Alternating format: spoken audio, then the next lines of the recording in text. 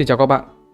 Ở video trước, mình đã giới thiệu đến các bạn một số khái niệm như là dòng thời gian, khung hình chính, khung hình giữa.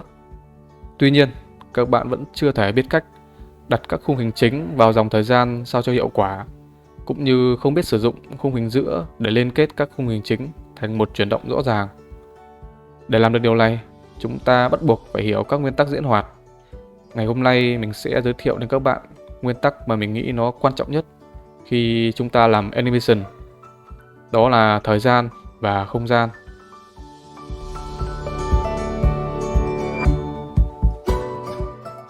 Thời gian là sự tồn tại của các bản vẽ bất kỳ trên dòng thời gian. Thời gian tồn tại của các bản vẽ càng lâu, khoảng cách của chúng trên dòng thời gian sẽ càng lớn và chuyển động sẽ diễn ra một cách chậm chạp hơn. Ngược lại, thời gian tồn tại của các bản vẽ càng ngắn, khoảng cách giữa các bản vẽ trên dòng thời gian sẽ càng nhỏ và chuyển động xảy ra nhanh chóng hơn. Từ đó, chúng ta có thể kiểm soát tốc độ nhanh hay chậm của một hành động xảy ra chỉ bằng cách điều chỉnh khoảng cách của chúng trên dòng thời gian.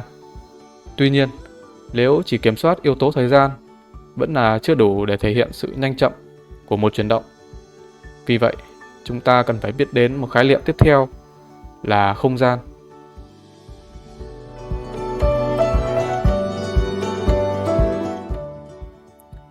Không gian là khoảng cách giữa các bản vẽ xảy ra trên màn ảnh. Khoảng cách của chúng càng lớn, quãng đường di chuyển được sẽ càng xa, khiến chuyển động xảy ra đột ngột, nhanh chóng hơn. Ngược lại, nếu khoảng cách giữa các bản vẽ xảy ra trên màn ảnh càng nhỏ, quãng đường di chuyển được sẽ càng ngắn, khiến chuyển động xảy ra rõ ràng, chậm chạp hơn. Và để tính toán tốc độ của một chuyển động, chúng ta có công thức tính vận tốc là V bằng S chia T. Trong đó S là quãng đường đi được, T là thời gian di chuyển.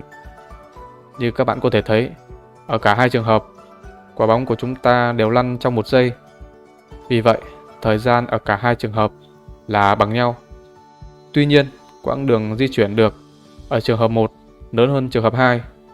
Từ đó, vận tốc ở trường hợp 1 sẽ lớn hơn vận tốc ở trường hợp 2. Từ phép tính trên, chúng ta có thể kết luận rằng với quãng đường di chuyển càng lớn hay khoảng cách của các bản vẽ trên màn ảnh càng lớn, tốc độ của chuyển động sẽ càng nhanh.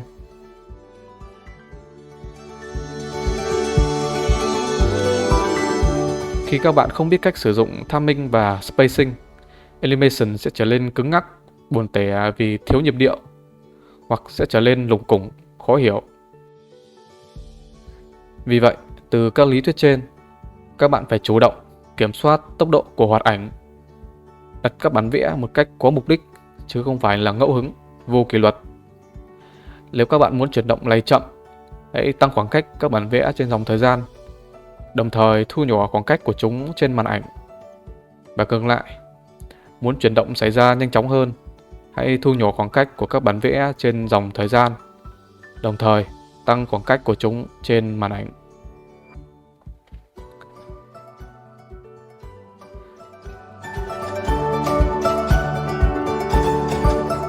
Bây giờ mình sẽ cùng các bạn thực hành áp dụng những lý thuyết mà chúng ta đã học được để làm một đoạn animation.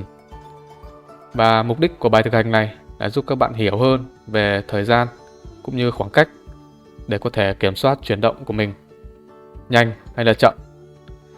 Bây giờ như các bạn có thể thấy ở dòng thời gian của mình đã có một bản vẽ số 1 ở trên dòng thời gian này, và mình sẽ có một dấu chấm trên màn ảnh.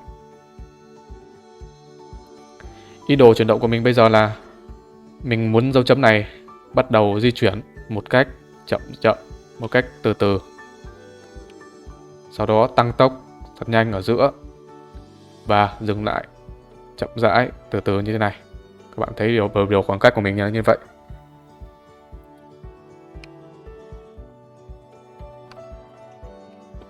Chính vì vậy mình đã chủ động tăng khoảng cách của bản vẽ số 1 và bản vẽ số 2 ở trên dòng thời gian như thế này. Và mình có dấu chấm số 2 trên màn ảnh như thế này. Và đây là biểu đồ khoảng cách của mình. Các bạn có thể thấy, có thể quan sát. Tiếp tục tạo một bản vẽ số 3 trên dòng thời gian. Và chúng ta sẽ tăng khoảng cách của nó như biểu đồ như thế này.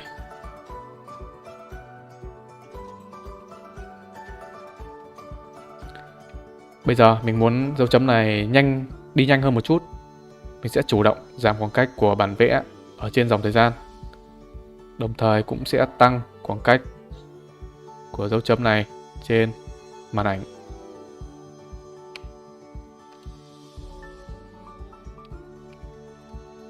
Như này. Tiếp tục tạo một bản vẽ số 5. Tăng khoảng cách hơn một chút nữa.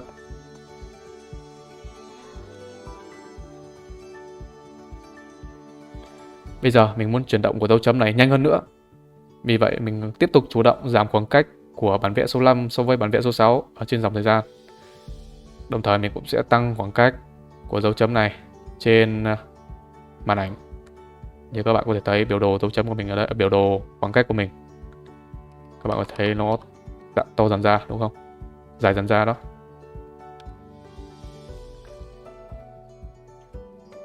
Tiếp tục.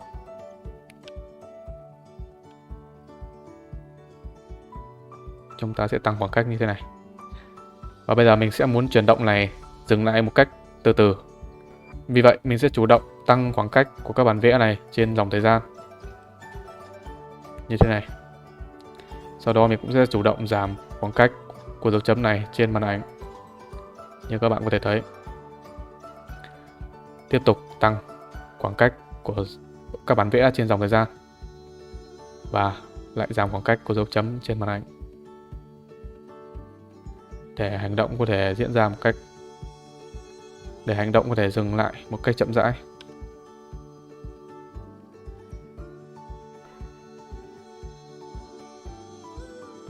Đấy, các bạn có thể thấy. Chuyển động bắt đầu một cách từ từ, sau đó tăng tốc ở giữa và dừng lại.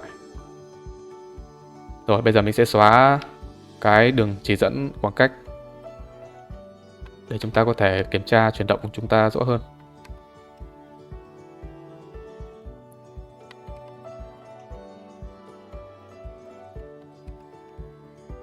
Đấy, như các bạn có thể thấy, quả bóng đấy bắt đầu một cách từ từ, sau đó tăng tốc giữa và dừng lại, đúng như điều mình đã mong muốn. Và từ ví dụ đơn giản khi nãy, các bạn có thể biến tấu thành nhiều phong cách khác nhau như này chẳng hạn. Và các bạn có thể thấy cách mình sắp xếp các bản vẽ trên dòng thời gian. Ở những chuyển động chậm, mình cố ý để các bản vẽ này ra xa nhau, và ở những chuyển động nhanh, các bản vẽ này xếp lại gần nhau để tăng tốc cho chuyển động. Chậm này, tăng tốc này, rồi dừng lại chậm này, rồi lại tăng tốc, rồi dừng lại chậm, rồi lại tăng tốc, dừng lại chậm, rồi lại tăng tốc. Cứ thế, khi các bạn đã hiểu về thời gian và không gian, các bạn có thể kiểm soát chuyển động của mình như ý muốn.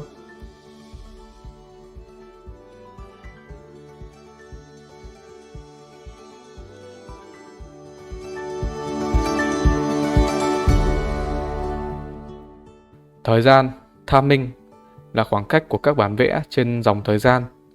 Khoảng cách càng lớn, chuyển động xảy ra chậm chạp. Và ngược lại, khoảng cách càng nhỏ, chuyển động diễn ra sẽ nhanh hơn. Không gian, spacing, là khoảng cách các bản vẽ trên màn ảnh. Khoảng cách càng lớn, chuyển động diễn ra càng nhanh. Và ngược lại, khoảng cách càng nhỏ, chuyển động diễn ra chậm chạp hơn. Bằng cách tăng khoảng cách các bản vẽ trên dòng thời gian và đồng thời giảm khoảng cách các bản vẽ trên màn ảnh, kết quả là chuyển động sẽ xảy ra chậm, từ từ. Bằng cách giảm khoảng cách các bản vẽ trên dòng thời gian và đồng thời tăng khoảng cách các bản vẽ trên màn ảnh, kết quả là chuyển động xảy ra nhanh, chớp nhoáng. Cuối cùng, mình đã giới thiệu đến các bạn lý thuyết cũng như chúng ta đã cùng nhau thực hành để sử dụng thời gian và không gian trong animation. Đây là một trong những kiến thức rất quan trọng. Nó là nền tảng cho các bạn có thể phát triển kỹ năng sau này. Mình hy vọng các bạn sẽ nghiên cứu nó thật kỹ và vận dụng nó trong animation của mình. Hẹn gặp lại các bạn trong các chapter sau. Tạm biệt.